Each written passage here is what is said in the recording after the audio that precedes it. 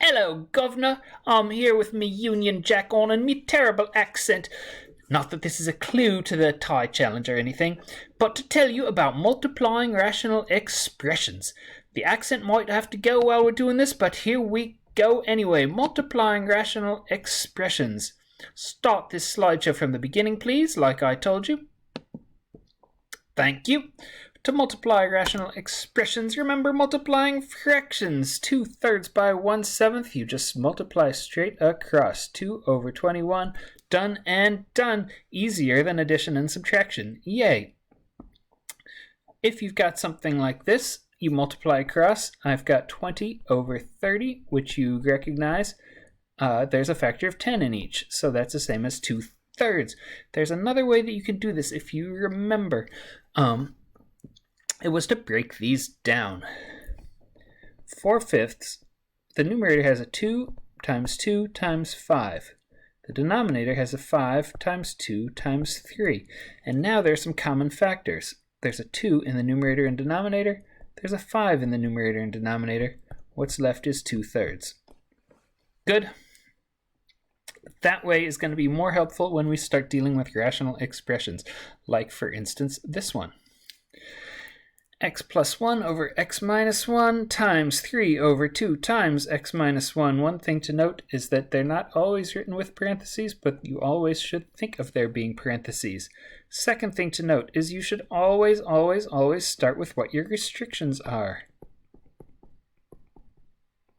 Your restrictions in this case.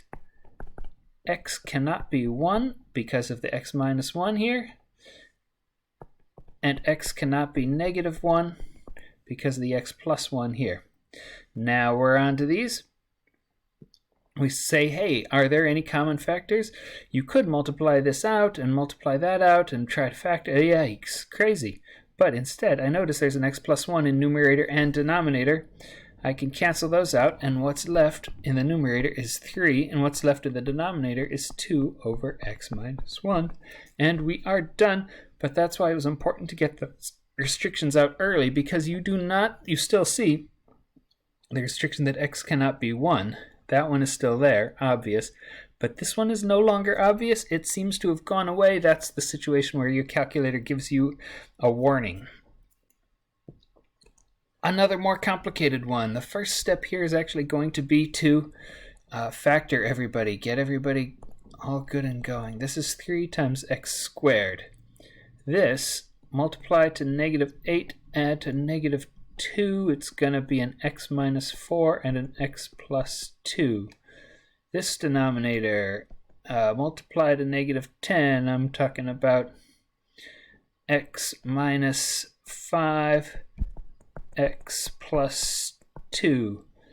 This one, there's a 2 times x squared minus 3x minus 10. You had a common factor there, which works out to 2 times x minus 5, x plus 2. Now we can start looking at the restrictions. And we have a bunch of them. Anything that's in a denominator cannot be a legitimate value. So x cannot be 4 from this one. X cannot be negative 2 from here. X cannot be 5. And from here, x cannot be negative 2, but that's okay. We've already got it, and x can't be negative 2. Now we can, however, cancel some things. We have an x minus 5 in the numerator and an x minus 5 in the denominator. We have an x plus 2 in the numerator. We've got 2 x plus 2's in the denominator, so we can just cancel either one of those. Now there's nothing else in common numerator and denominator, so we've got our final answer. 3x squared times 2, which is the same as 6x squared in the numerator. In the denominator, x minus 4 times x plus 2. Again, it's not so helpful to multiply that out. We'll just leave it like so. Good. Feeling like you got it? That was off of page 484 if you didn't notice. Next one off of page 485. Last one for today, but we can handle this. Give me a nice red again. X squared minus 9. X minus 3, x plus 3. That's a difference of squares. X minus 8, that's the same thing. It's going to be x minus 8 isn't going anyplace. Denominator, looking for things that multiply to 24, add to 5, conveniently enough, an x minus 8, which sounds familiar, and an x plus 3. And on this side, 2 times common factor of 2 times x squared minus 9, and that x squared minus 9 is a difference of squares, x minus 3, x plus 3. Before we do anything else, we've got the factors, restrictions. Anything that's in a denominator, x cannot be 8. X cannot be negative 3.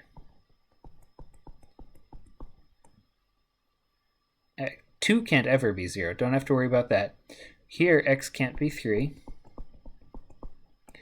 And here, x also can't be negative 3, but we've already got that covered. So that's good. Now let's start doing some canceling. We had an x minus 8 in the numerator and the denominator. We have an x minus 3 in the numerator and the denominator. We have an x plus 3 in the numerator and the denominator. Lots of stuff canceling. Whoa, what's left in the numerator? All the factors are gone. That doesn't mean 0 because we're multiplying. That means 1. There's only a 1 left. In the denominator, I have a 2 and an x plus 3. 1 over 2 times x plus 3. And again, the x cannot be negative 3 is obvious from here. These ones are not obvious anymore, so that's why it was important to write them down early. Congrats! You can multiply rational expressions. On to tomorrow, dividing rational expressions. You can